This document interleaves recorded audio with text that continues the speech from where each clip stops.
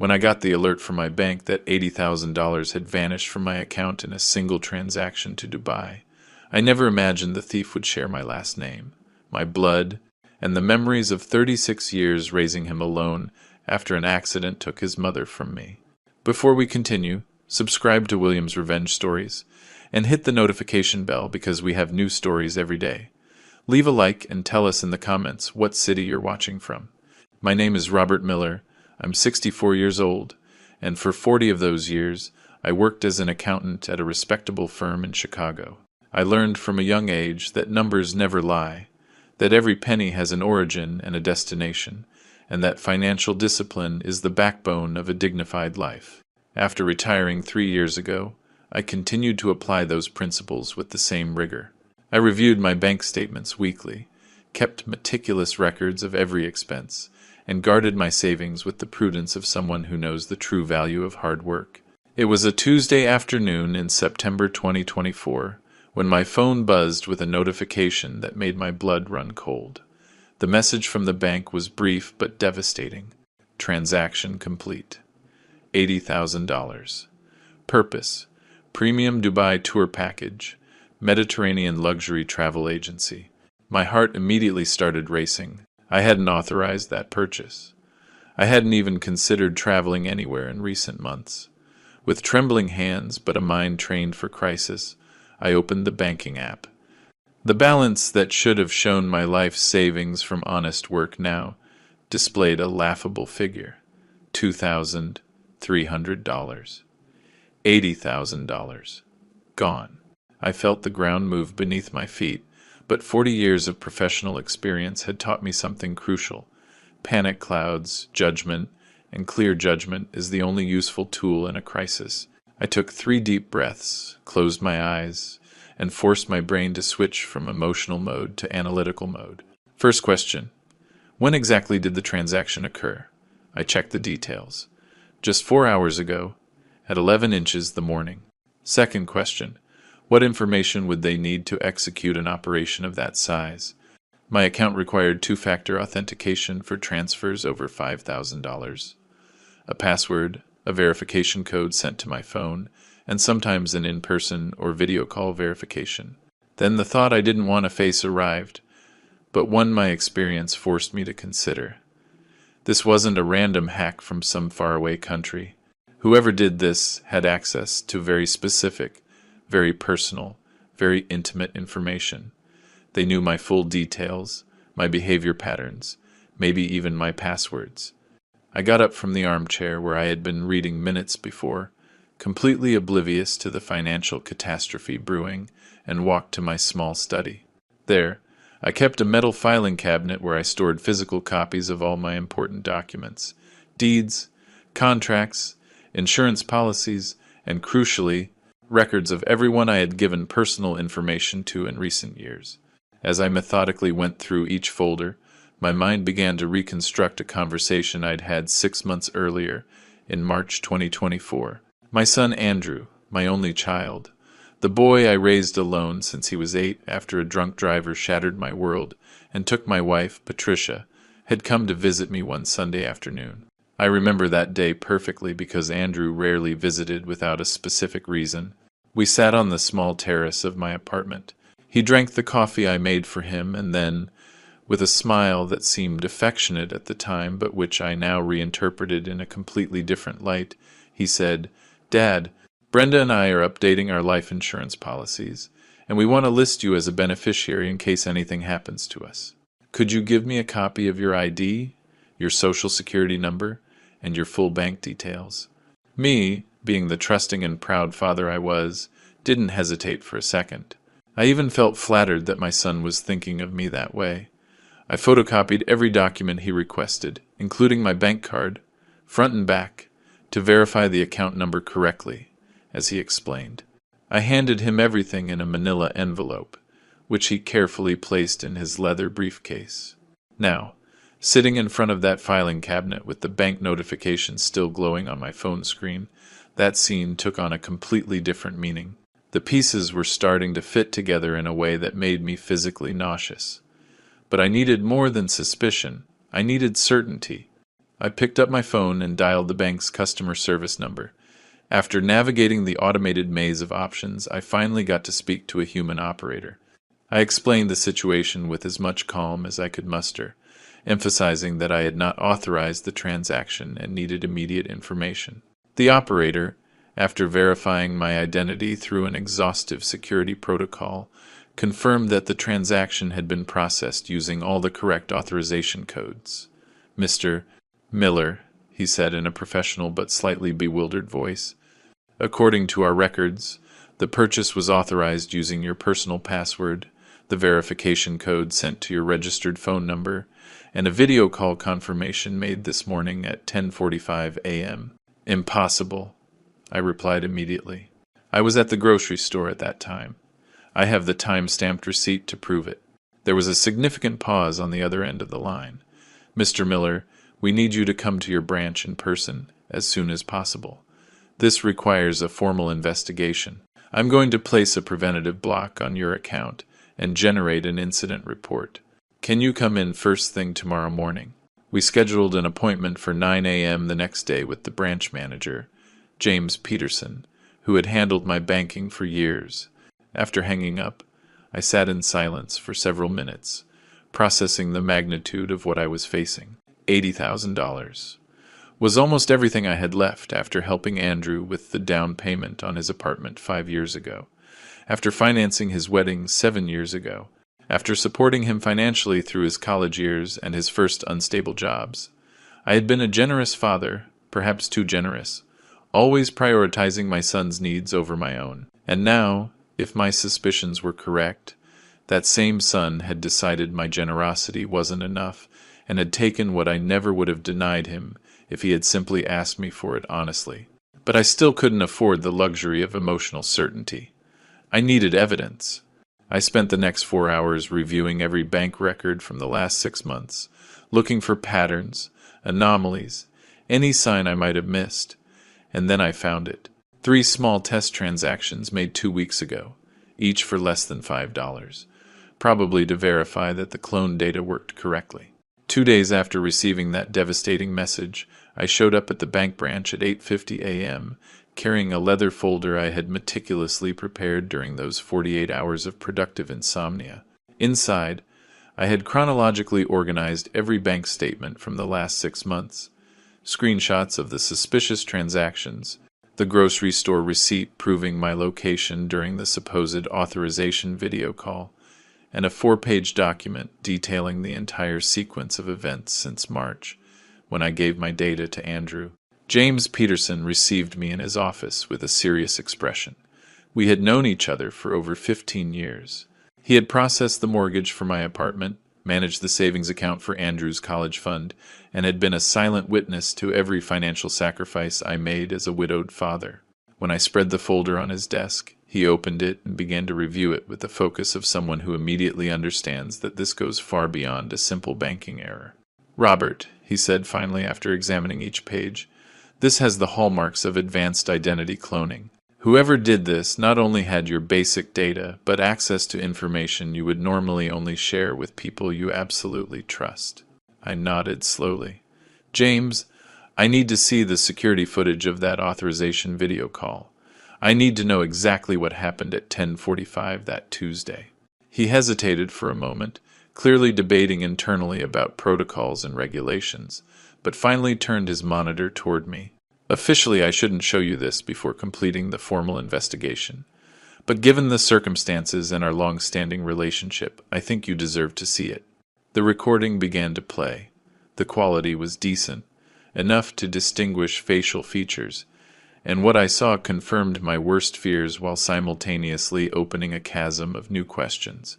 On the screen, there was indeed a man in his mid-60s, with physical characteristics similar to mine. Graying hair, slim build, wire-rimmed glasses. But that man was not me. "Pause it there?" I asked, feeling the adrenaline course through my system. James froze the image. I studied every detail of the face frozen on the screen. The camera angle is calculated to show only a certain perspective. Look at how he keeps his head slightly tilted, how the glasses reflect light, making it hard to see his eyes clearly. how the connection quality seems strategically degraded. James enlarged the image. You're right. And look at this. The video call lasted exactly 2 seconds, just the minimum time required by our protocol. Whoever did this knew our security procedures perfectly. I felt a complex mix of pain and something I can only describe as a dark admiration for the sophistication of the deception. This required planning, resources, technical knowledge. It wasn't an impulsive act of desperation, but a calculated operation, executed with almost professional precision. I need certified copies of everything, I said in a firm voice. The complete recording of that video call, the access logs for my account for the last 6 months, the full transaction history, the authorization protocols used, everything. James nodded, taking notes quickly. I'm initiating the formal fraud investigation procedure. According to our protocol, this will take between 60 and 90 business days. During that period, your account will remain blocked, except for basic transactions that we specifically authorize. We'll also need you to file a formal police report. And my money? The question came out more emotionally charged than I intended. James, that $80,000 is practically all I have left. I have monthly expenses. My apartment rent is due in 3 weeks for $5,000 a month. He sighed deeply. If the investigation confirms external fraud without negligence on your part, the bank will reimburse the full amount plus compensation for damages. But Robert, I have to be honest with you. If we discover that you willingly shared your security credentials with someone, even if you were tricked into doing so, the responsibility becomes legally complicated. Those words fell on me like stones. Technically, I had given copies of my documents to Andrew. I had trusted him. I had been, in the cold language of banking regulations, negligent with my confidential information. So, I need to prove I was the victim of a deliberate deception, I said, more to myself than to James. I need to prove the fraudulent intent. Exactly. And for that, Robert, you're going to need more than these documents. You're going to need to identify the person responsible and present evidence of premeditation.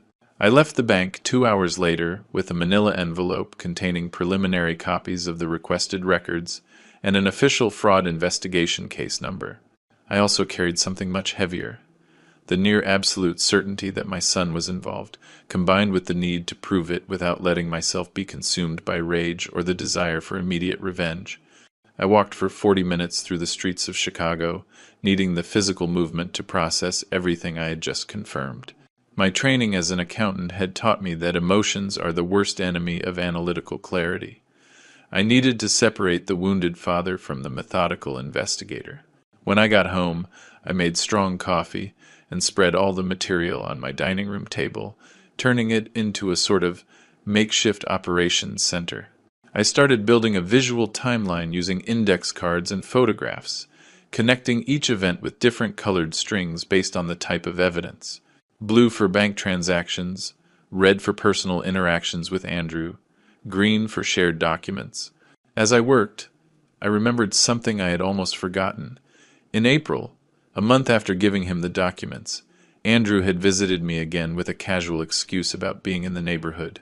But now, reinterpreting that visit in light of what I knew, I remembered how he had insisted on letting him use my computer for just a moment to check his email because his phone was dead. I shot up and went straight to my small desk where I kept my laptop. I turned it on and started checking the browser history from April. Most of the entries were mine. News, banking queries, email. But then I found something that made my pulse quicken. 3 searches made on April 18th that I had never made. How to clone a bank card with full details. Real-time video modification software. Luxury travel agencies Dubai premium packages. I methodically captured each screen, adding these new pieces to the puzzle I was building. Premeditation was no longer a suspicion. It was a documented fact. Andrew had used my trust, my home, my own technology to meticulously plan how to rob me. Now I faced decisions no father should ever have to make. Confront my son directly and risk him destroying evidence? Go to the police immediately and formalize a criminal complaint against my own blood? Or continue investigating silently, building a case so solid that the truth would be undeniable when I finally revealed it? I chose the third path, because this was no longer just about recovering $80,000. It was about teaching the most important lesson a father can give, that actions have consequences, that betrayed trust has a price, and that true love sometimes means allowing those we love to face the full justice of their decisions. A week after my meeting at the bank, I decided it was time to observe Andrew in his natural habitat, surrounded by his wife Brenda and their social circle, where masks often drop when people feel comfortable and safe. I called my son on a Sunday morning, adopting the warm, carefree tone of a father who still suspected nothing, and suggested we have lunch at a restaurant we used to frequent when he was younger. "I'd love that, Dad," he replied with an enthusiasm that sounded genuine. "Actually, why don't you come over to our place instead? Brenda is making a pot roast, and it would be perfect to have company. Besides, it's been a while since we've had a calm chat." I accepted the invitation, feeling a pang of bitter irony. He wanted to chat calmly, precisely when I was carrying the weight of knowing his betrayal. But this was exactly the opportunity I needed. To see him interact with Brenda, to observe their body language, to listen to the conversations they considered harmless. I arrived at their apartment in the Lincoln Park neighborhood around noon, carrying a bottle of wine I knew they'd appreciate, and a mental notebook where I would record every significant detail. Brenda greeted me with a kiss on the cheek, and that perfectly practiced smile that had always seemed more professional than affectionate. She worked in public relations for a cosmetics company, and had always openly expressed her obsession with appearances and social status. The apartment showed clear signs of aspirations that exceeded their actual means. Designer furniture I recognized from expensive magazines, modern art on the walls they had probably bought on credit, and a collection of framed photos of them posing at events that screamed exclusivity. I took a mental note of every symbol of the life they were trying to project. For the first 20 minutes, the conversation flowed through safe territories. The weather, football, trivial work anecdotes from Andrew about his job at a digital marketing consultancy. I nodded, smiled, asked the appropriate questions of an interested father, while every fiber of my being remained on high alert, analyzing every gesture, every inflection of voice. Then, as Brenda served the pot roast on artisanal ceramic plates that probably cost more than was reasonable, she casually dropped the comment that would confirm all my suspicions more directly than I had anticipated. "Robert, I don't know if Andrew told you, but we finally managed to give my father the gift we always dreamed of giving him." Her voice brimmed with satisfaction as she settled into her chair. "Dad has worked his whole life building his textile import company, sacrificing for our family, and he's never allowed himself any real luxuries. So we decided to send him to Dubai on a completely premium tour package. He deserves it so much." The silence that followed lasted barely 2 seconds, but for me, it stretched into an eternity.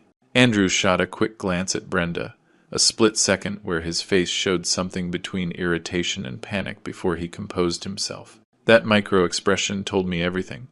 She didn't fully know how that gift had been financed, or at least she didn't know all the sordid details. "How generous of you, son," I said, keeping my voice perfectly neutral, as if I were commenting on the weather.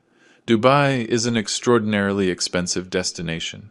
Those kinds of premium packages usually run into very high figures." Andrew took a long sip of wine before answering. "Well, Dad, I've been saving a lot. Plus, I got a significant bonus at work for a project I led last quarter. We decided it was the perfect time to do something meaningful. A lie. Every word was a lie, constructed with the same precision he had used to clone my identity. And what was fascinating, from a purely analytical perspective, was watching how smoothly the lie came out, so rehearsed, as if he had repeated it multiple times in front of the mirror. "It must have been an exceptional bonus," I commented with a deliberately admiring tone. "How much did that whole package end up costing?" I saw Andrew mentally calculating how much information to reveal, how much would sound believable without raising suspicion. Around $50,000 in total. It's worth every penny to see the happiness on Stephen's face when we gave him the news. 50,000. Another strategic lie. reducing the real figure of $80,000 to something that sounded impressive, but not absolutely exorbitant. My son wasn't just a thief. He was a meticulous thief who adjusted his story according to the audience. I would have loved to have been able to help with something like that, I said, watching his reaction. After all, sharing experiences with the grandparents of your future children is a beautiful thing. Although lately, I've been more cautious with my finances. Brenda leaned forward, her eyes shining with an interest that confirmed another of my suspicions. She was the emotional architect behind this operation, even if Andrew had been the technical executor. Cautious? Why, Robert? You have a stable pension and have always been so organized with your money. Her question sounded innocent, but I detected the underlying anxiety. They were worried I had discovered something. Just the prudence of old age, I replied with a reassuring smile. At my age, you start thinking more about making sure everything is in order for the future. In fact, I was recently reviewing all my accounts and documents in more detail than usual. The change in the atmosphere was subtle but perceptible. Andrew stiffened, almost imperceptibly. His fingers drummed nervously against his wineglass. Brenda maintained her smile, but her eyes lost some of their artificial warmth. Very sensible, Dad, Andrew said quickly, clearly wanting to change the subject. We should all review our finances regularly. Speaking of which, have you finally considered moving to a smaller apartment? You could save a lot on rent. There it was. The seemingly innocent suggestion that revealed his true thinking. If I was having financial difficulties due to the disappearance of $80,000, I should solve the problem by cutting my expenses, not by investigating too deeply into where my money had gone. It's a possibility, I conceded, letting them believe I was seriously considering it. Although any major move will wait until I finish sorting out some pending matters. We spent the rest of the lunch navigating superficial conversations, but I had gotten exactly what I came for. I now knew with absolute certainty that the money had financed that trip for Stephen Shaw, the father-in-law whose approval Andrew apparently valued more than the integrity of his relationship with me. I knew Brenda was an accomplice, at least in the sense of having pushed for that extravagant gift without questioning its origin too much. And I knew they were both nervous, hoping I was the naive, trusting father I had always been. When I said goodbye that afternoon, hugging my son with the same warmth as always while he surely interpreted my normality as proof that he had gotten away with it, I made a final decision on how to proceed. I would not confront them with uncontrolled fury. I would not give them the opportunity to fabricate excuses or destroy evidence in a panic. Instead, I would build a case so meticulous, so irrefutable, so completely documented, that when the full weight of the consequences of their actions finally fell upon them, there would be no room for denial, manipulation, or escape. Because that's what a real father does. He doesn't seek revenge, but a lesson. And the lesson Andrew was about to learn would be the most important one of his life. That night, in my apartment, I added new notes to my growing file. The name Stephen Shaw now held a prominent place in my investigation. If my son had stolen $80,000 to impress this man, then this man would also have to answer some uncomfortable questions about why he accepted such a disproportionate gift without any question. 15 days after the revealing lunch at Andrew's house, I was sitting in the elegant office of Monica Ross, a lawyer specializing in criminal and civil law with whom I had shared years of professional collaboration when I worked as an expert accounting witness in corporate fraud cases. It had been almost 3 years since our last interaction, but when I contacted her, briefly explaining my situation, she immediately cleared space in her schedule. Monica was 42, with a mind as sharp as a scalpel and a reputation for being absolutely relentless when defending her clients. More importantly, she knew my character and professional ethics well enough to know that if I was in her office with a bulky folder under my arm, the situation was genuinely serious. "Robert," she said as she closed her office door behind us, "you mentioned family fraud in your message, which is already delicate. But when you added that it involved $80,000 in identity cloning, I knew this was beyond an ordinary dispute." I sat across from her mahogany desk and placed the meticulously prepared folder on it. Over the last few days, I had organized every piece of evidence into color-coded sections: bank documentation, a timeline of events, transcripts of conversations, screenshots of the search history from my computer, photos of the documents I gave to Andrew, and a detailed analysis of behavioral patterns. Monica, what I'm about to show you represents the deepest betrayal I have experienced in my 64 years of life. And I need your help not just to recover my money, but to ensure that whoever did this fully understands the consequences of their decisions. I spent the next 50 minutes chronologically narrating every event, from that March afternoon when I naively handed over my personal documents, through the discovery of the fraud, to the lunch, where I confirmed the destination of the stolen funds. Monica took notes on her tablet with impressive speed, occasionally interrupting to ask specific questions about dates or technical details. When I finally finished, she remained silent for almost a full minute, reviewing her notes and my documentation. Then she looked up with an expression that mixed professional admiration and personal empathy. "Robert, this is forensic-level work. You've documented this case with a meticulousness that, frankly, has saved me 80% of the initial investigative work I would normally require." She paused, carefully choosing her next words.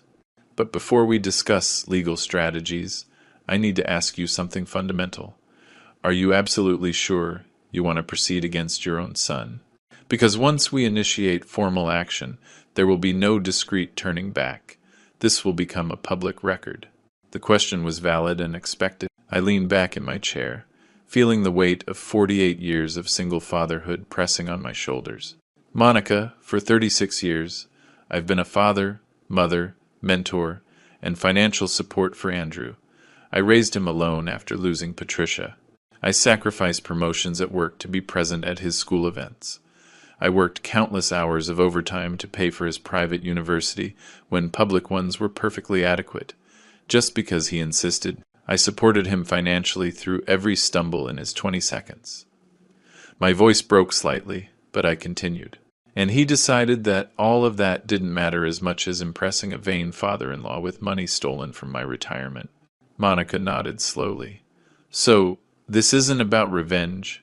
It's about responsibility and consequences." "Exactly. If I simply forgive this in silence, what am I really teaching him? That you can betray trust without repercussions, as long as it's family. That unconditional love means an absence of boundaries. That's not love, Monica. That's complicity." She opened a new document on her computer and began to structure options. "Very well.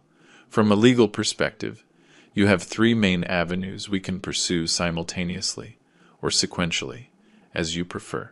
She activated her secondary screen so we could both see as she outlined the plan. "First avenue, a criminal complaint for aggravated fraud, document forgery, and identity theft. With the evidence you've gathered, especially the search history on your computer and the prior test transactions, we can prove premeditation. This could result in a prison sentence of 2 to 6 years, depending on the severity determined by the judge." The mention of prison made my stomach clench, but I kept my expression neutral. "Second avenue, a civil lawsuit for the recovery of funds plus damages. This would include not only the principal $80,000 but also legal fees, accrued interest, and compensation for the emotional and financial stress caused. This path is independent of the criminal one and has slightly different standards of proof. Third avenue, and possibly the most strategic for your educational goals, a judicially supervised restorative process. This would involve Andrew formally acknowledging his responsibility before a judge, accepting a structured restitution plan, and potentially participating in mandatory therapy as part of the agreement. This option avoids prison but creates a permanent record of his actions." I processed each option carefully. "Can we combine elements of all 3 avenues?" Monica smiled slightly. "Absolutely. In fact, I would recommend starting by filing the full criminal complaint. That establishes the legal seriousness of the matter and creates significant pressure. Simultaneously, we prepare the civil suit as a backup. Then, depending on how Andrew responds, we can offer the restorative option as an alternative to a full trial, provided he accepts very specific conditions. What kind of conditions? I asked, leaning forward. She began to list them, raising her fingers. A written and notarized acknowledgement of the full facts without minimization. Full restitution of the $80,000 through a verifiable payment plan with real collateral. Professional psychological therapy for a minimum of 2 years with quarterly reports. A public letter of apology addressed to you and anyone else affected. And crucially, a no-contact clause. He does not initiate contact with you until he demonstrates sustained compliance with all the above conditions for a minimum period of 18 months. Each point resonated with what I had vaguely imagined, but couldn't legally articulate. That sounds exactly like what I need. I don't want to destroy my son, Monica. I want to transform him. Then we have our base strategy, she confirmed, starting to create a new digital folder. Now, let's talk about realistic timelines. The bank investigation, which is already underway, will take another 45 to 60 days, as you've indicated. We can use that time to meticulously prepare all the legal documentation. Once we have the official report from the bank confirming the fraud, we'll file the criminal complaint and civil suit simultaneously. How long would you estimate until we reach some kind of resolution? In the best-case scenario, where Andrew quickly accepts responsibility and negotiates the restorative agreement, we could have something definitive in 6 to 8 months. If he decides to fight this and it goes to a full trial, we're talking 12 to 18 months. She paused significantly. Robert, you also need to prepare financially for this battle. My fees, court costs, additional experts we might need. This could add up to between $8,000 and $12,000. Depending on how complicated it gets. That figure hit me. Money I didn't have available since my account was still partially frozen. But then I remembered something important. I have a friend, Michael Owens, with whom I've maintained a close relationship for decades. He's a man of means and solid principles. I believe he might be willing to lend me what's necessary through a formal agreement. Monica nodded in approval.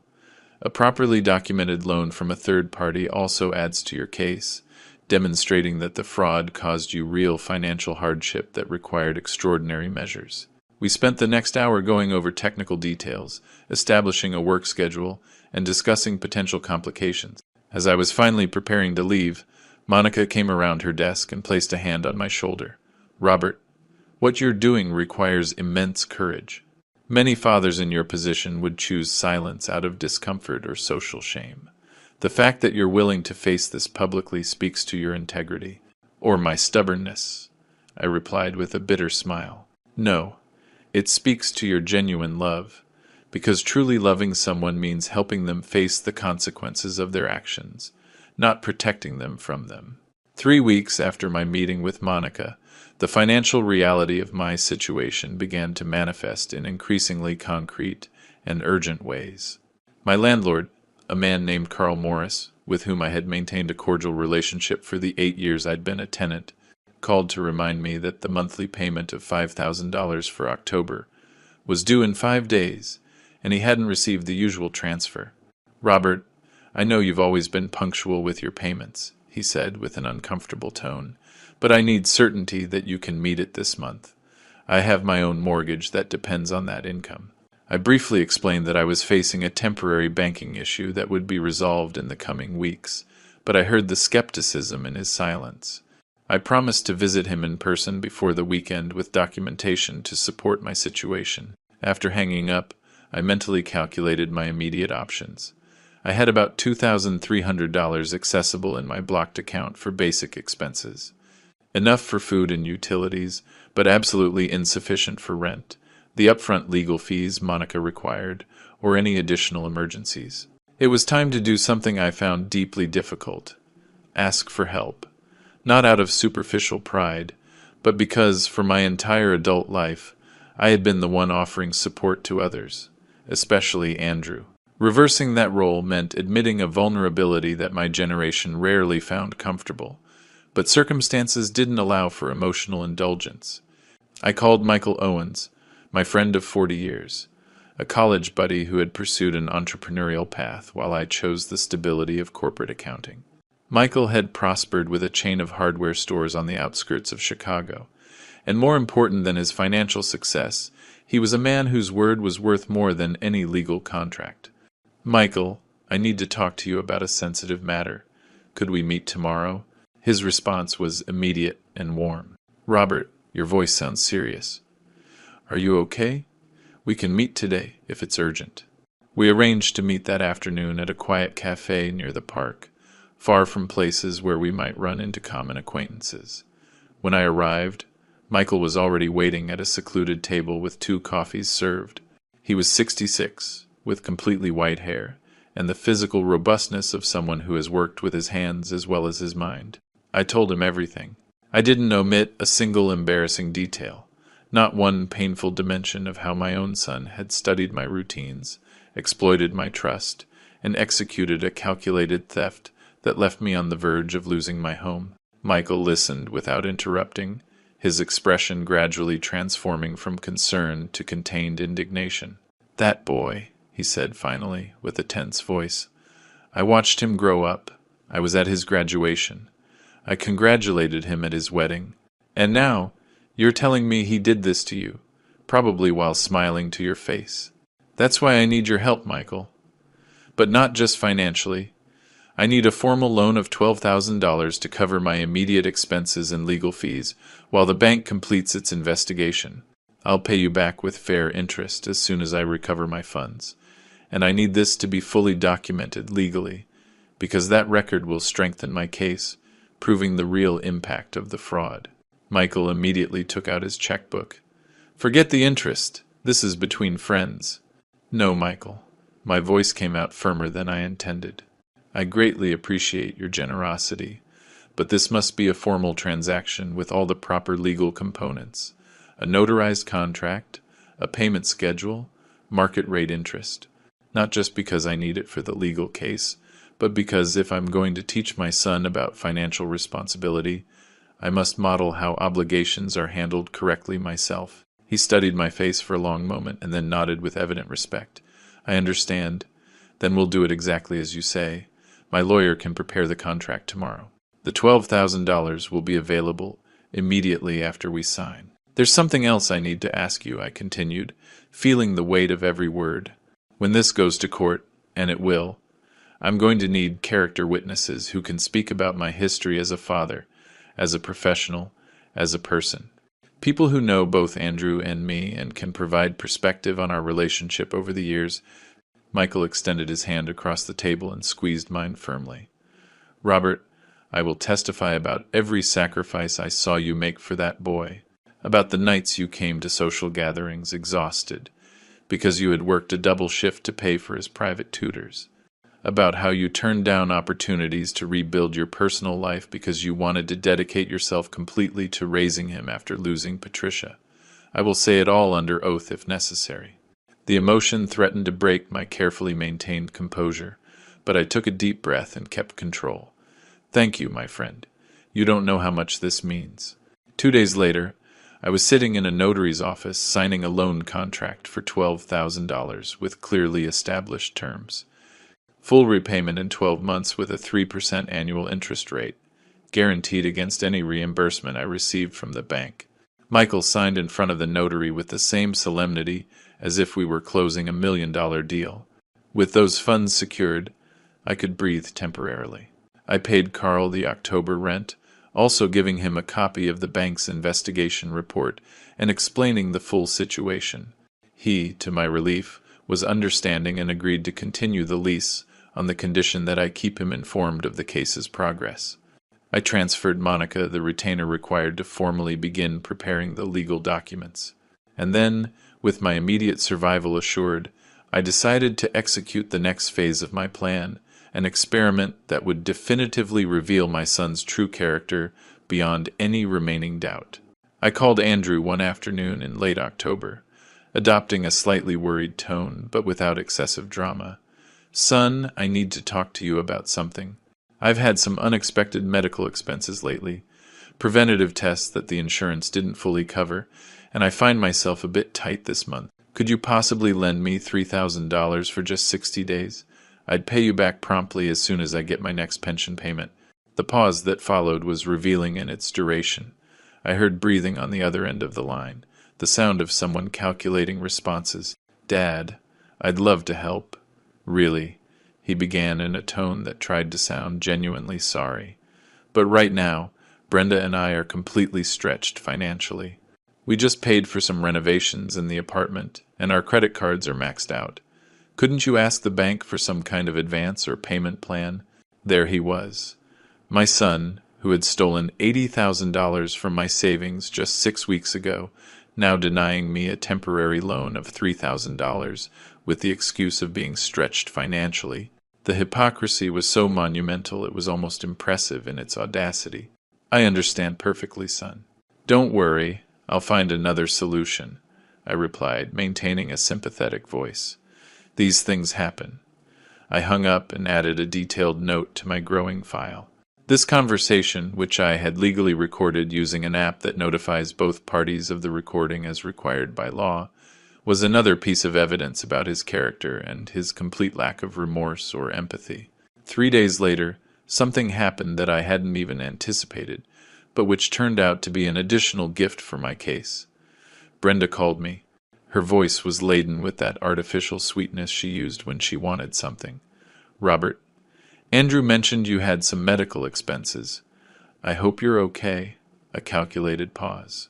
"Listen, I need to ask you a favor. My mom and dad are celebrating their 40th anniversary next month, and we want to completely renovate their living room as a surprise. We need $5,000 for furniture and decoration. Since you're family now, we thought you might want to contribute."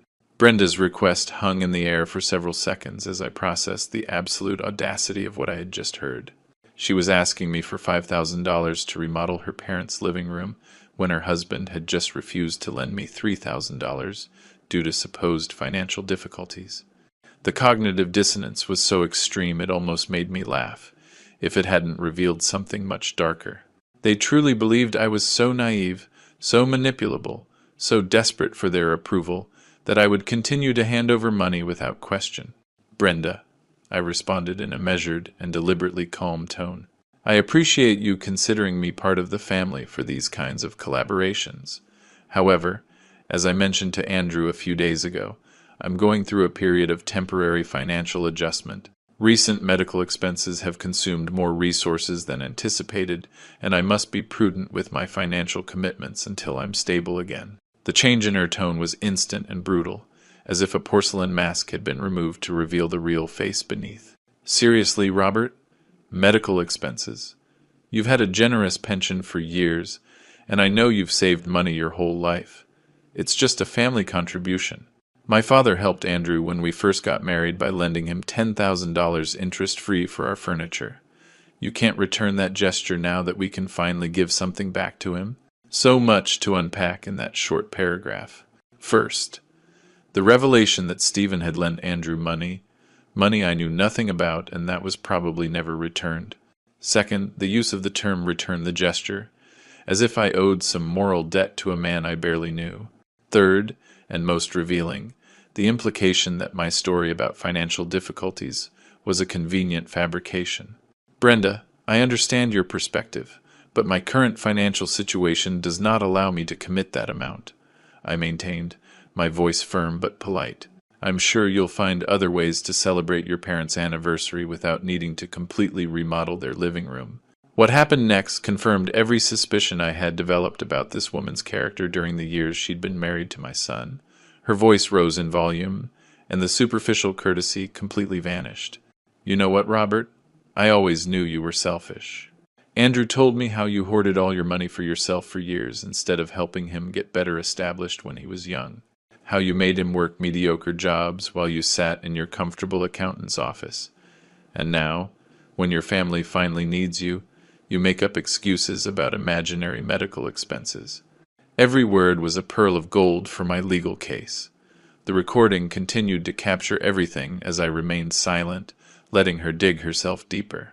"You saved money your whole life just for yourself, like a lonely old miser. You know what? We don't need your help. Andrew and I have built our life without you, really. and we'll continue to do so. But don't come around later expecting us to take care of you when you're too old to fend for yourself."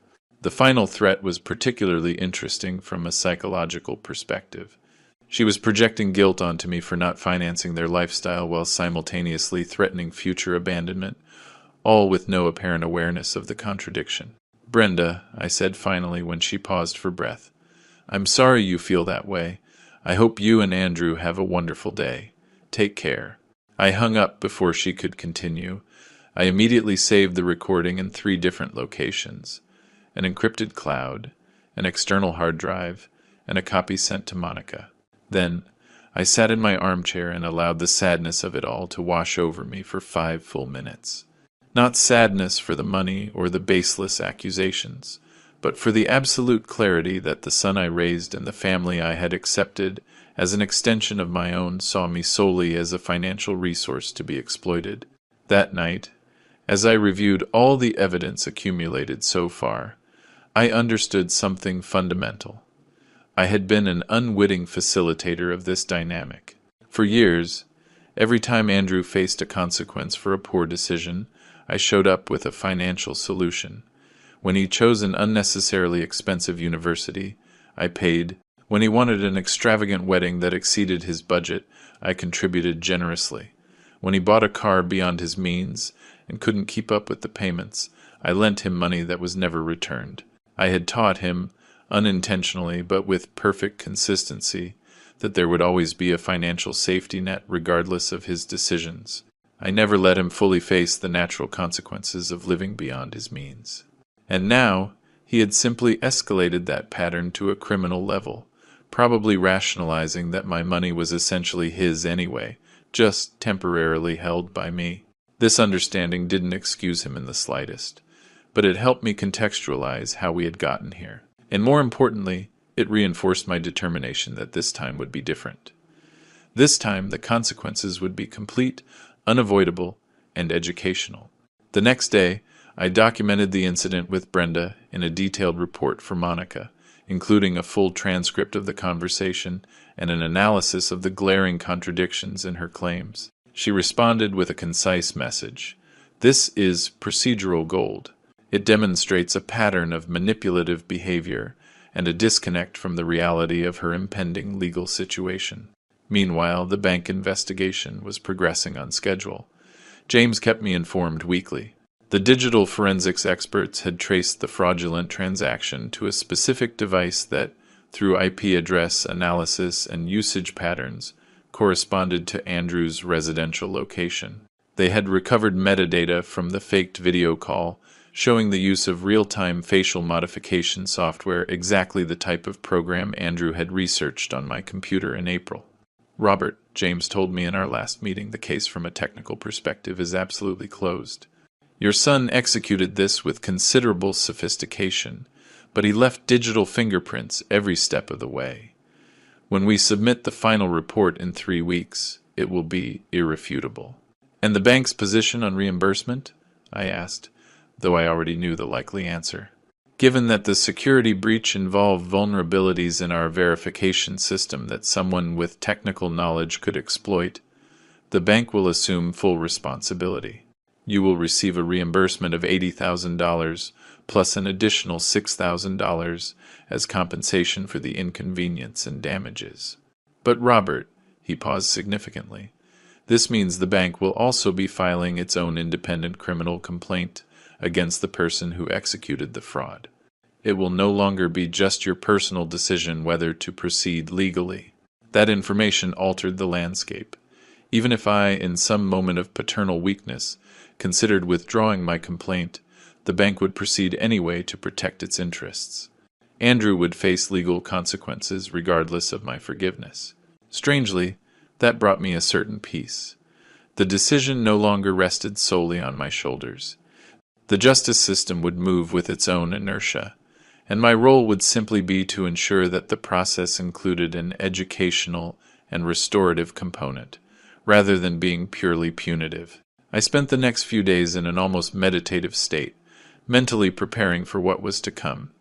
I knew that soon Andrew would be officially contacted by the bank and the authorities. I knew his world, built on a foundation of lies and stolen money, would begin to crumble, and I knew that as his father, I would have to watch that collapse without intervening to soften the blow. That would be the hardest part, maintaining firm boundaries while every paternal instinct screamed to protect him.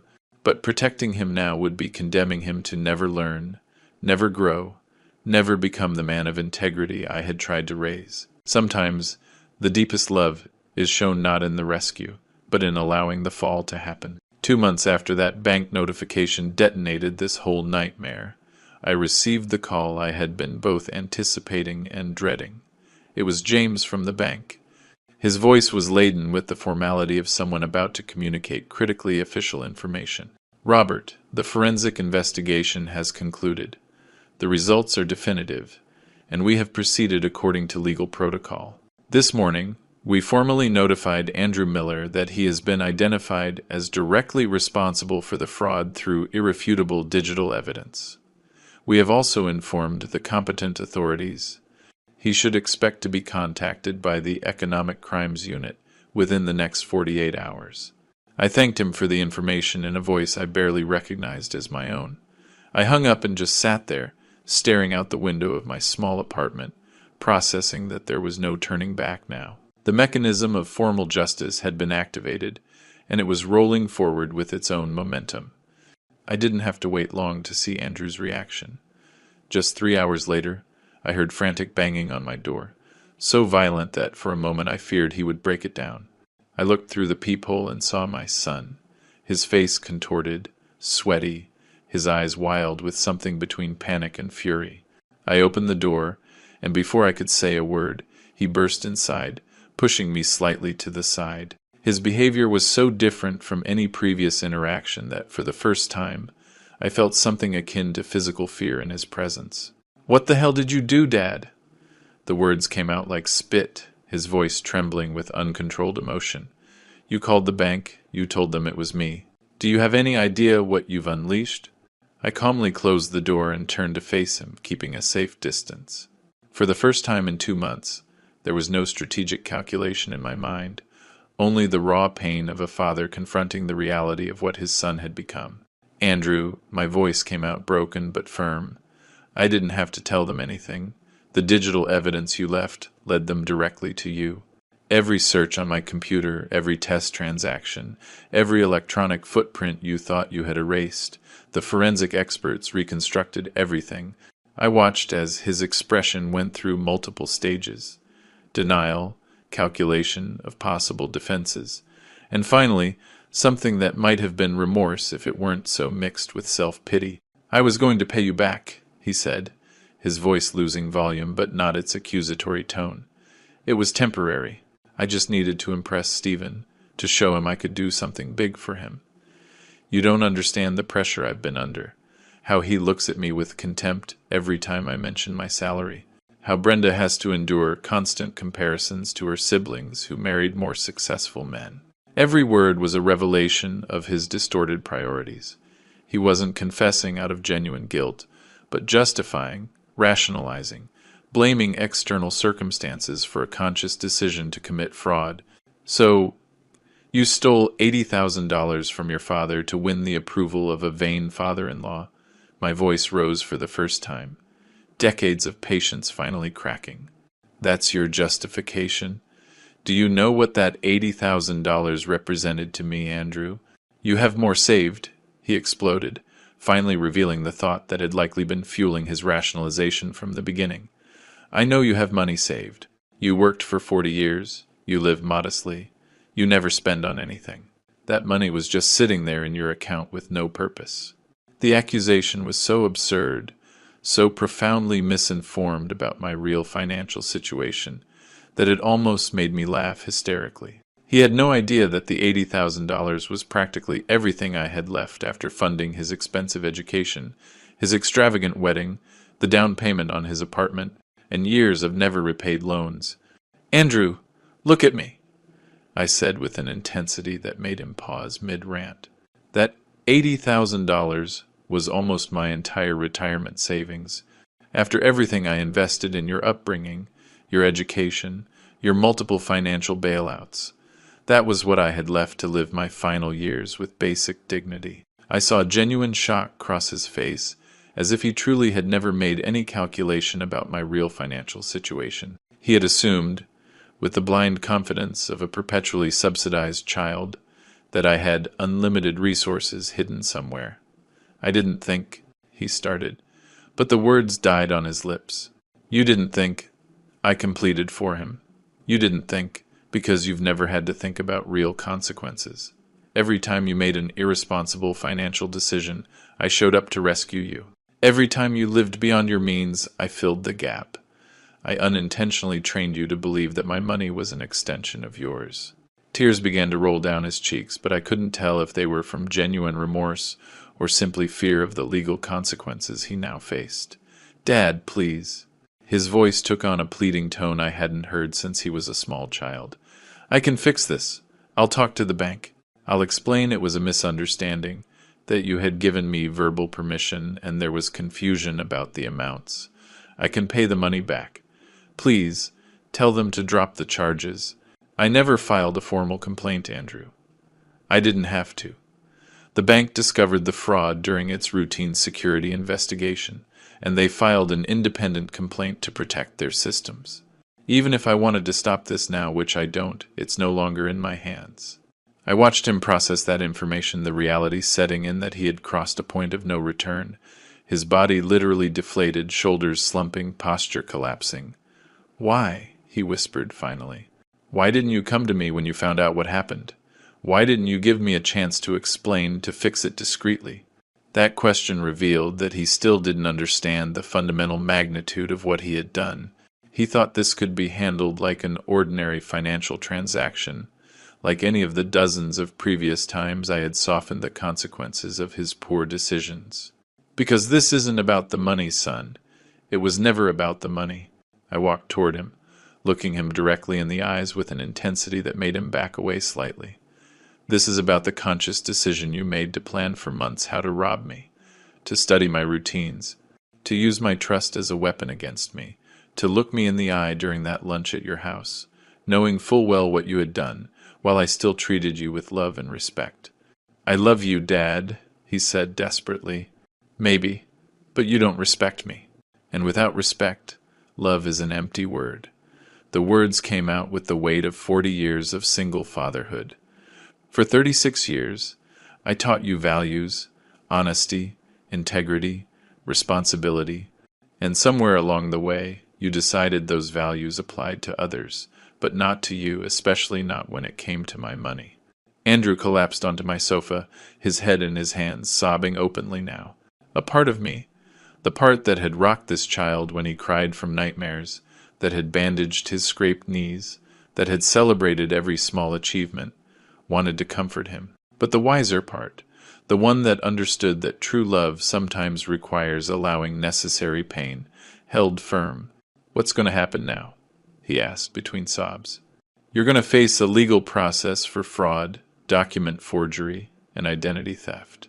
Depending on the assigned prosecutor and judge, you could face a prison sentence of 2 to 6 years. The bank will recover its money from you through wage garnishment if necessary. And I paused, making sure he was listening completely. Am going to ensure that this process includes a real educational component, not just punishment. What does that mean? It means I will work with my lawyer to propose a judicially supervised restorative agreement.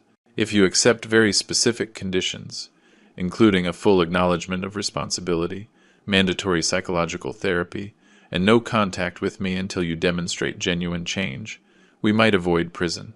But, Andrew, my voice hardened, if you fight this, if you try to minimize it or blame others, I will pursue the maximum possible sentence. He looked up, his eyes red and swollen. You're giving me an ultimatum. I'm giving you a choice between real transformation or total destruction. The choice is entirely yours. 2.5 weeks after that devastating confrontation with Andrew, I received a call from an unknown number on a Tuesday afternoon. The voice on the other end was deep, authoritative, accustomed to being obeyed without question. Robert Miller? This is Stephen Shaw. I believe you and I need to have a serious, man-to-man conversation. Tomorrow, 3 p.m., My office. I'll text you the address." He hung up before I could reply, assuming his summons would be automatically obeyed. That night, as I prepared my strategy for the meeting, I researched Stephen more deeply. I found that he did indeed run a medium-sized textile import company with offices in an industrial park in the suburbs. His public profile showed affiliations with chambers of commerce, photos at business events, and the characteristic confidence of someone who has built success through a combination of hard work and an inflated ego. I arrived at his office exactly at 3, wearing my best gray suit, carrying a leather briefcase containing a meticulously organized folder. The receptionist led me immediately to a third-floor office where Stephen was waiting behind a massive oak desk, with shelves full of business trophies and photos with local personalities. He didn't stand up to greet me. He simply pointed to the chair in front of his desk with a gesture that mixed minimal hospitality with a clear establishment of hierarchy. He was 62, with the robust build of someone who enjoys the good life. Dark hair with distinguished gray at the temples, and an expression of someone who rarely hears the word no. "Mr. Miller, I'll get straight to the point because my time is valuable," he began without preamble. "Andrew has informed me of the legal situation you have created. Frankly, I find it excessive for a father to destroy his own son's future over money that he would have eventually inherited anyway." The audacity of that opening almost left me speechless. I took a deep breath, reminding myself I had come prepared for exactly this type of intimidation. "Mr. Shaw," I replied in a polite but firm tone, "I appreciate you taking time from your schedule for this conversation. However, I believe there is crucial information you are unaware of regarding the full situation." "I know everything I need to know," he interrupted with a raised hand. "Andrew used some of your funds without explicit permission to do something noble. Gifting me a trip I never would have allowed for myself was a gesture of respect and affection. Is it really worth destroying his professional career, his marriage to my daughter, his entire future for that?" I calmly opened my briefcase and took out the folder, placing it on his desk. "Allow me to show you exactly what Andrew did, because I suspect the version he told you omits significant details." Stephen eyed the folder with disdain, but enough curiosity to open it. I began to guide him through the documentation, the bank statements showing how $80,000 disappeared in a single transaction, the bank's forensic report detailing the sophisticated identity cloning, the screenshots of the search history on my computer where Andrew researched fraud methods, the recording of the faked video call. I watched his expression gradually change as he processed information that clearly contradicted the narrative he had received. The arrogant confidence transformed into discomfort, then into something resembling genuine concern. "Andrew told me you had given him verbal permission to use the funds," he said finally, his voice losing some of its initial force. "He assured me it was a family agreement where you agreed to finance the trip as a joint gift." "And did it seem reasonable to you?" I asked, with no accusation in my tone, just analytical curiosity, "that a retired accountant living on a modest pension would make a gift of $80,000 without any formal documentation, especially to someone who is not direct family?" Stephen closed the folder slowly. For the first time since I walked in, he really looked at me not as a subordinate to be managed, but as an equal who deserved respect. "You are a successful businessman, Mr. Shaw. You've built a company from the ground up. You manage budgets, you understand cash flow. When your son-in-law offered you a trip valued at $80,000, did no questions arise in your mind about the origin of those funds?" I saw defensiveness emerge in his posture. Andrew explained he had received an exceptional bonus from his company for a successful international project. $50,000, he said. The rest they would supplement with their and Brenda's joint savings. 50,000. Another figure, another version of the lie, calibrated for the specific audience. Andrew had built multiple layers of deceit, adjusting amounts and details depending on who he was talking to. "Andrew works at a mid-sized digital marketing consultancy," I said softly. "No company in that sector pays bonuses of $50,000 to mid-level employees, especially not in the current economy. You know that, if you really think about it objectively." The silence that followed was heavy. Stephen leaned back in his executive chair, studying me with a new perspective.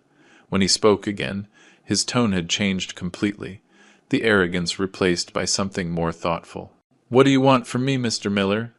Why are you here showing me all this?" "I didn't come to demand anything.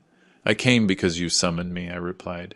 "But since you ask directly, I believe that as the recipient of the product of this fraud, you have a moral responsibility to acknowledge the truth. Not necessarily a legal responsibility, because Andrew apparently deceived you too, but a moral one, a responsibility to do what's right." I had specifically anticipated this question and had an answer prepared. First, acknowledge to Andrew and Brenda that you now know the real origin of those funds and that you do not approve of how they were obtained. Second, testify honestly, if you are called during the legal process, about the circumstances under which you accepted the trip. Third, consider returning to the bank the recoverable portion of the trip's cost. "The agency only refunds 40% if I cancel now," he said automatically, revealing he had already considered that option. "Then 40% is better than 0%, I replied. "It's not about the amount, Mr. Shaw. It's about the principle of not benefiting from funds you now know were obtained fraudulently." He drummed his fingers on his desk, clearly uncomfortable with the direction the conversation was taking. "My daughter will be devastated. This trip was important to her, to prove her husband could make grand gestures. Your daughter needs to learn the same lesson as my son, that impressing others with ill-gotten resources is an empty victory that eventually collapses." I maintained direct eye contact. "You have an opportunity to teach her something valuable about integrity. Isn't that more important than a luxury trip?" I saw an internal conflict play out on his face. He was a man accustomed to certain comforts, a certain status, to being pleased by his family. Admitting he had unquestioningly accepted an $80,000 gift required, acknowledging that his own ego had clouded his judgment. "I need time to think about this," he said finally, "and I need to talk to Brenda and Andrew about the contradictions in their stories." "Of course. But, Mr. Shaw, one last thing." I leaned forward slightly. "I have built my life on honest work and solid values. I raised my son alone after losing my wife. I sacrificed everything to give him opportunities, and he chose to betray that trust in a calculated and premeditated way. I am not looking to destroy him for revenge. I am looking for him to learn that actions have genuine consequences. That family does not mean immunity from responsibility." Stephen nodded slowly. "I also built my business on solid principles, or at least that's what I like to believe." He paused significantly. "If I had truly known the origin of those funds, I would have refused the trip immediately." "Then prove it now with your present actions," I said, standing up and extending my hand. "It's the only thing I can ask of you." He shook my hand with renewed firmness, something like mutual respect being established between us. "I will call the agency tomorrow to initiate the cancellation, and I will testify honestly if I am called. You have my word." When I left that office, I didn't feel triumphant. I felt the weight of having forced another father to face uncomfortable truths about his own family.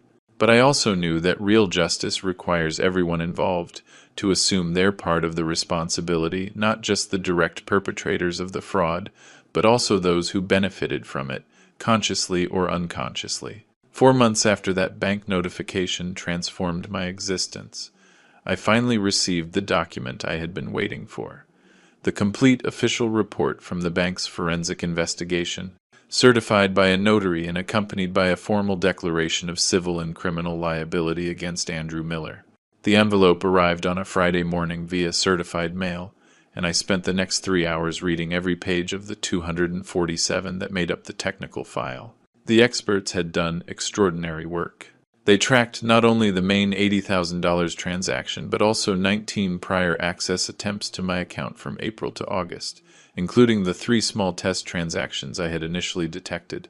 They had recovered code fragments from the facial modification software used for the fraudulent video call, acquired through a dark web marketplace using cryptocurrency, that they eventually traced back to an electronic wallet indirectly linked to Andrew. The level of sophistication was disturbing. My son hadn't acted impulsively in a moment of desperation. He had planned methodically for 5 full months, researching techniques, acquiring tools, and practicing methods until he perfected the execution. The report included a forensic psychological analysis suggesting that the perpetrator demonstrated an ability to morally compartmentalize, maintaining normal family interactions while simultaneously executing a complex criminal operation. That afternoon, James called me personally to inform me about the financial resolution. Robert, the bank's board of directors, has approved a full reimbursement, $80,000 for the stolen funds, plus an additional $6,000 as compensation for failures in our verification system that allowed such a sophisticated fraud to bypass initial controls. The transfer will be processed within 48 business hours. The news should have filled me with relief, but I only felt a strange emptiness. The money was coming back, but something infinitely more valuable had been irreparably lost. The image I had of my son, the trust in my own judgment as a father, the innocence of believing that unconditional family love was sufficient protection against this kind of betrayal. Thank you, James. And the bank will proceed with its independent complaint, already formally filed with the Special Prosecutor's Office for Economic Crimes. Andrew has been summoned for a preliminary statement in 10 days. Robert, he paused significantly, this is going to be public. The media, specializing in financial crime, often cover cases with this level of technical sophistication. Be prepared for possible media exposure. After hanging up, I immediately contacted Monica to update her. She had already received a copy of the bank report and was drafting the complementary civil suit. Robert, we have an absolutely airtight case, she said with evident professional satisfaction. With this forensic documentation, plus your personal evidence, plus the potential testimony of Stephen Shaw, Andrew has no viable defense. His only rational option is to accept the restorative agreement we will propose. If he tries to fight this in court, he will be massacred. When do we formally present our settlement proposal? We'll wait for his preliminary statement to the prosecutor. Depending on how he handles that interrogation, if we see signs of continued denial or attempts to minimize responsibility, we go straight to trial demanding the maximum sentence. But if he shows any hint of genuine acceptance of guilt, we present the agreement as an alternative. The following days passed in a strange suspense. The money arrived in my account exactly as James promised, and for the first time in 4 months, I could breathe without the constant weight of financial anxiety. I immediately paid back the loan to Michael with full interest, despite his protests that such haste wasn't necessary. I regularized all my late payments and set aside a significant amount for Monica's final legal fees. But as my financial situation stabilized, Andrew's world began to crumble in ways I hadn't fully anticipated or deliberately orchestrated. The first I knew was through a brief message from Michael, who had heard through business connections that Andrew had been fired from his digital marketing consultancy. Apparently, the company conducted routine background checks for employees being considered for promotions, and the pending criminal complaint appeared in the system. Corporate policy mandated automatic termination for employees under investigation for crimes of fraud or dishonesty. Then I learned, through an awkward conversation with a gossipy neighbor who knew Brenda, that several of the couple's friends had distanced themselves after learning details of the scandal. The relatively small community where Andrew and Brenda socialized included several professionals from the financial sector who found bank fraud particularly repugnant. The invitations to social events ceased. The WhatsApp groups went silent. The social circle they had so carefully cultivated evaporated. But the most shocking development came 3 weeks after the delivery of the forensic report. Brenda appeared at my apartment unannounced on a Thursday afternoon. Her appearance was dramatically different from the neat and well-dressed woman she had always been. She wore wrinkled clothes, her hair was uncombed, her eyes were swollen from crying, and she had the expression of someone who has completely lost control of their life's narrative. "Robert," she said in a broken voice as soon as I opened the door, "I need you to understand that I didn't know. I didn't know the money came from you like that. Andrew told me he got a bonus from work, that it was the perfect opportunity to impress my father. I just wanted Dad to be proud of us for once. I didn't invite her in, remaining in the doorway." Brenda, you called me asking for an additional $5,000 to remodel your parents' living room, just days after Andrew refused to lend me $3,000, claiming financial hardship. Did you really not see a contradiction there? She visibly crumbled. I thought they were being cautious with large expenses but could handle smaller contributions. I didn't think. You didn't think because you didn't want to think, I interrupted, not cruelly, but with absolute firmness. You chose to believe the convenient version because questioning it would have required facing uncomfortable truths about the lifestyle you were trying to project versus your actual resources. My father canceled the trip, she said, suddenly changing the subject. He called the agency, returned the 40% they recovered to the bank, and told me he was disappointed that we had participated in something so dishonest. Robert, my marriage is falling apart. Andrew is depressed, jobless, facing possible prison. I'm working, but my salary barely covers our basic needs now that we've lost his income. I listened to all this without expression, processing the information about consequences multiplying beyond what I had specifically foreseen, but which were the natural result of the decisions Andrew and she had made. What do you want from me, Brenda? Why are you here? I want to know if there's anything you can do to get the charges dropped. Andrew is destroyed. He's considered. She stopped, breathing raggedly. He's considered what? I asked, feeling the first real pang of alarm. Nothing. Forget it. She wiped her eyes with the sleeve of her jacket. I just need you to know that he is deeply sorry, that he is genuinely repentant, that if he could turn back time, he never would have. Brenda, I interrupted her gently but firmly. Genuine repentance isn't measured by words when the consequences appear. It's measured by consistent actions over time, by a real change in character and behavior. Andrew will have the opportunity to demonstrate that kind of transformation, but it will require years, not weeks of suffering. She nodded, defeated, and turned to leave, but then stopped. For what it's worth, I think you're a better father than we are, people. I wish Andrew had learned more from you when he had the chance. After she left, I sat in silence for a long time. The consequences Andrew was facing were severe, multiplying in ways that went beyond the formal justice system. He had lost his job, his reputation, his social circle, the respect of his father-in-law, the stability of his marriage, and most importantly, he had lost his self-image as a fundamentally decent person who had simply made a mistake under pressure. Part of me felt paternal pain for that suffering, but the wiser part recognized that this complete collapse of his world built on lies and stolen money was exactly what was necessary for true transformation. Partial consequences would have allowed him to rebuild a similar facade. Total consequences forced a complete reconstruction from a foundation of honesty. 6 months after that initial bank message, I found myself sitting in courtroom number 3 of the Madrid Criminal Court, waiting for the hearing that would determine my son's legal fate. It was March 2025, a cloudy but rainless day, and I was wearing the same gray suit I had worn for my last meeting with Stephen Shaw, as if the formality of the attire could provide an emotional armor for what was to come.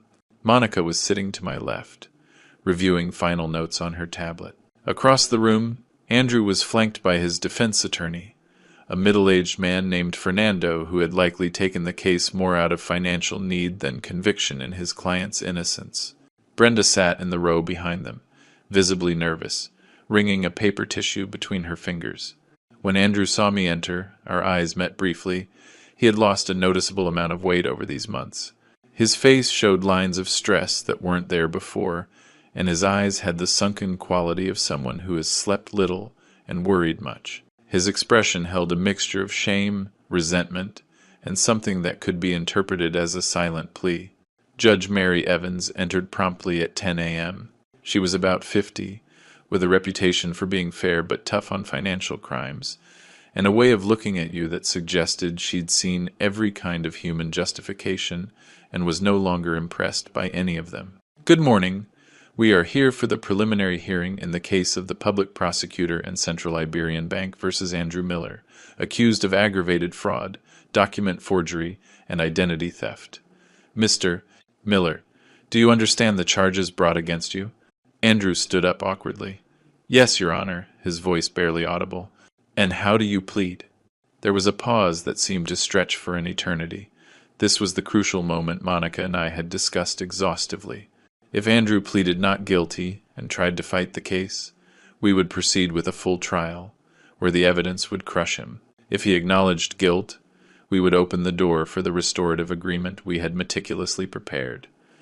"Guilty, Your Honor," he finally said, his voice breaking slightly on the second word. "I plead guilty to all charges." I heard Brenda's choked gasp behind him. Judge Evans nodded, making a note. "Very well. Given the guilty plea, we will proceed directly to the sentencing phase. Does the prosecutor wish to make a statement?" The representative from the public prosecutor's office, a young man with evident ambition, stood up with a prepared folder. "Your Honor, this case presents all the elements of sophisticated, premeditated fraud. The accused planned for 5 months, used advanced forgery technology, and demonstrated an absolute lack of remorse until faced with inevitable legal consequences. The state requests a sentence of 5 years in prison, full restitution of funds to the bank and the victim, and a 10-year ban on accessing financial services." 5 years. The figure echoed in the courtroom. I saw Andrew sway slightly, his lawyer placing a stabilizing hand on his shoulder. "Does the defense wish to respond?" the judge asked. Fernando stood up. "Your Honor, we acknowledge the gravity of my client's actions.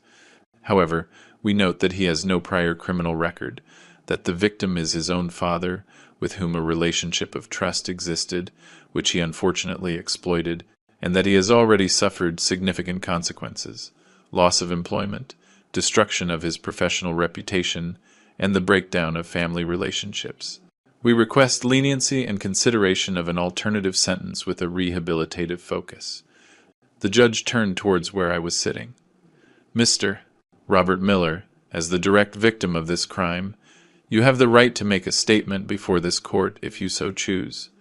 Do you wish to exercise that right?" Monica looked at me with a silent question in her eyes. We had prepared a formal written statement, but we had also discussed the possibility of me speaking directly. I nodded slightly and stood up, feeling the weight of 48 years of fatherhood focus on this single moment. "Yes, Your Honor. I would like to speak." She nodded. "Proceed." I walked to the witness stand, conscious of everyone in the room watching me, especially Andrew. I turned to look directly at him as I spoke, needing him to see my face as he heard my words. "Andrew, I raised you alone since you were 8 years old. Your mother, Patricia, died in a car accident caused by a drunk driver. And from that day, until you turned 25 and moved in with Brenda, it was just you and me against the world. I turned down job opportunities that would have required us to move because you wanted to finish high school with your friends. I worked double shifts during your college years to pay your tuition at the private institution you chose. I lent you money you never paid back for the down payment on your apartment, for your wedding, for your car. I saw tears begin to roll down Andrew's cheeks, but I continued without pausing. I don't mention this to blame you for receiving help, but to contextualize what came next. When you asked me for personal documents in March 2024, claiming it was for a beneficiary insurance policy, I gave them to you without hesitation because I trusted you completely. That trust, built over 36 years, was the weapon you chose to use against me. You studied my routines, researched criminal methods on my own computer, practiced the fraud for months, and executed a theft that left me nearly bankrupt.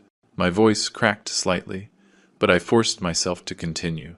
The $80,000 you stole represented almost my entire retirement savings after funding your life for decades. When it disappeared, I couldn't pay my rent. I had to ask for a humiliating loan from a lifelong friend. I faced the real possibility of losing my home, and during all that time while I was suffering, you looked at me during family lunches, smiling, knowing exactly what you had done. Andrew was sobbing openly now, his face in his hands. Brenda was crying too. Even some attendees in the public gallery seemed emotionally affected. But, Your Honor, I turned to the judge, I am not here to ask for revenge. I am here because I believe my son can learn from this if the consequences are structured appropriately. Prison would punish him, but it wouldn't necessarily transform him. That is why, together with my legal representative, We have prepared a proposal for a judicially supervised restorative agreement. Monica stood up and handed a formal document to the judge, with copies for the prosecutor and the defense attorney. Judge Evans began to read as I explained. I propose that Andrew formally accept full responsibility through a notarized declaration with no possibility of future retraction. That he participate in mandatory psychological therapy for a minimum of 2 years, with quarterly evaluations submitted to this court.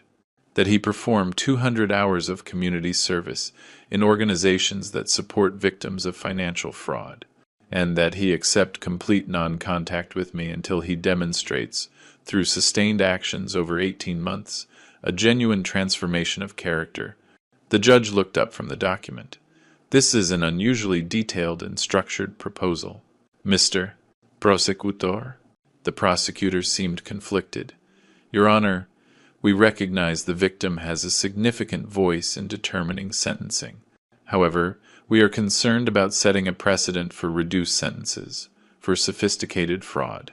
I understand your concern, I responded directly to the prosecutor, but I propose that the 5-year sentence be conditionally suspended. If Andrew fails to comply with any term of the restorative agreement, the sentence is executed automatically without a new hearing. That maintains a punitive element as a guarantee while allowing for an opportunity for genuine rehabilitation. Judge Evans studied the document for several more minutes, occasionally making notes in the margin. Finally, she spoke. Mr. Miller, please approach. Andrew stood up, trembling, and walked to the stand. The judge looked at him with an intensity that could melt steel. You have heard your father's proposal. It is extraordinarily generous, given what you did to him. Do you accept all the terms without modification? Yes, Your Honor, Andrew replied, his voice barely a whisper. Then, here is my sentence. 5 years in prison, conditionally suspended. You will comply with exactly every term of the restorative agreement proposed by your father. Failure in any component will result in the immediate execution of the full sentence. Is that clear? Yes, Your Honor. And thank you. Don't thank me. Thank your father, who showed more love today than you deserve. 3.5 years have passed since that hearing in March 2025. Now, sitting on the small terrace of my apartment on a quiet afternoon in October 2028, I reflect on the long road we have traveled, both Andrew and I, though on completely separate paths. My life has simplified in ways I initially feared but now embrace with unexpected gratitude. After recovering my funds and resolving the legal situation, I made a conscious decision to move to a smaller apartment in a less expensive Chicago neighborhood, not out of financial necessity, but as a philosophical choice. I discovered I didn't need a large space or a prestigious location to live with dignity. I needed tranquility, basic security, and freedom from unnecessary complications. The apartment where I now live has only 2 rooms, but large windows that fill the spaces with natural light. The monthly rent is $2,500, exactly half of what I paid before, allowing me to save again without constant pressure. I have cultivated simple routines that bring me genuine satisfaction. Morning walks in the nearby park, afternoons at the local library where I occasionally offer free accounting tutoring to young entrepreneurs, and weekly dinners with Michael and his wife Carmen, where we share conversations that nourish the soul more than any elaborate feast. The community knows me as the quiet man on the 3rd floor, who always greets cordially but maintains a respectable privacy. Some elderly neighbors have asked for my help reviewing their finances or interpreting confusing bank documents. Assistance I provide for free because I've learned that purpose comes not from accumulation, but from contribution. As for Andrew, I have followed his progress through the quarterly reports his therapist sends to the court. As stipulated in the agreement, I have had no direct contact with him since that hearing 3.5 years ago. That distance was a non-negotiable condition of the restorative agreement, and I have maintained it rigorously, despite the 4 letters he has sent me during this period. The therapy reports paint a picture of a genuine but painful transformation. During the first 6 months, Andrew apparently struggled with severe depression, even requiring a brief hospitalization when he expressed suicidal thoughts. His therapist, Dr.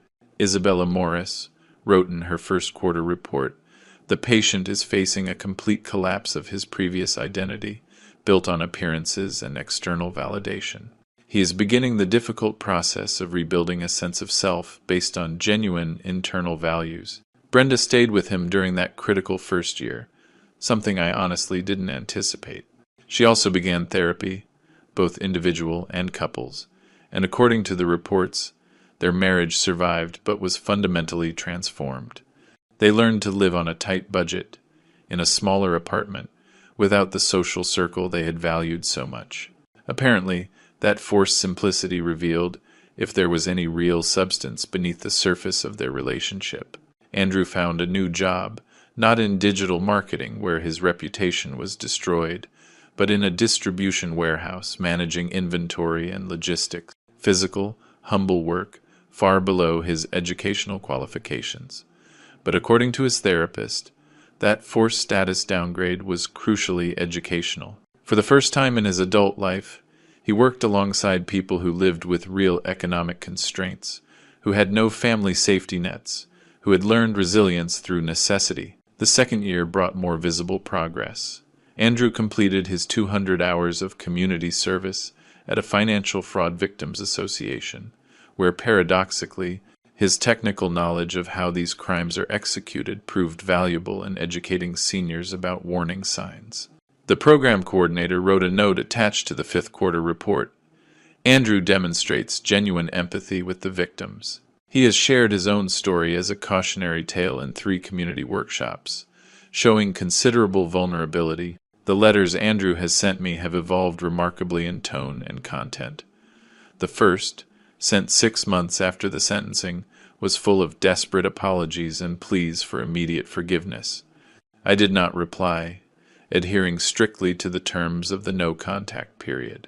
The second letter, a year in, showed more maturity. He acknowledged he didn't expect a response, but wanted me to know he was attending therapy consistently and beginning to understand the depth of what he had done. "I didn't just steal your money, Dad," he wrote. "I stole your dignity, your security, and the trust you spent 36 years building. I don't know if I can ever repair that, but I'm trying to become a person capable of trying." The third letter arrived a year ago, describing his volunteer work with fraud victims and how hearing their stories had shown him his own crime from a perspective he had never considered. "I met a 72-year-old woman who lost her life savings to a scam similar to the one I executed. Seeing her cry as she described how she now depends completely on her children to survive showed me what I could have potentially done to you if you hadn't had the resources to recover." The fourth and most recent letter arrived 3 months ago. It was different from the others. It didn't ask for forgiveness or seek reconciliation. It simply reported on his life, that he and Brenda had decided to permanently adopt a simpler lifestyle, that he had been promoted to supervisor at the warehouse for his consistent work ethic, that he was continuing therapy even though it was no longer mandatory, that he had started writing about his experience, thinking it might be published as a warning to others. "I'm not writing to you expecting a response, Dad," the letter concluded. "I'm writing because my therapist says part of my recovery is maintaining honesty with you about my progress, regardless of whether you ever decide to communicate with me. If you never do, I will understand and respect that. Your most important lesson was teaching me that consequences can be permanent. I am learning to live with that." I have kept that letter with the other 3 in a drawer of my desk. I read them occasionally, looking for signs of authenticity versus calculated manipulation.